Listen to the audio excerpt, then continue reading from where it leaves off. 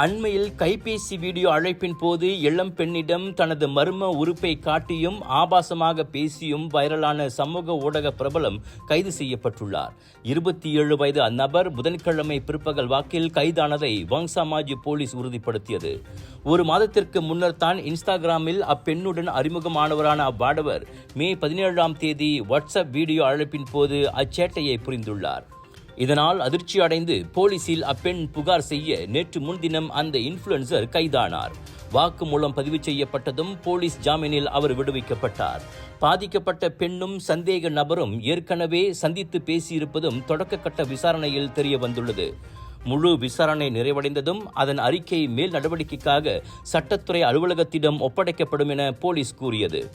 முன்பின் தெரியாதவர்களுடன் சமூக ஊடகங்களில் அறிமுகமாகும் போது சற்று கவனமாகவே இருக்குமாறும் பொதுமக்களை போலீஸ் கேட்டுக்கொண்டுள்ளது.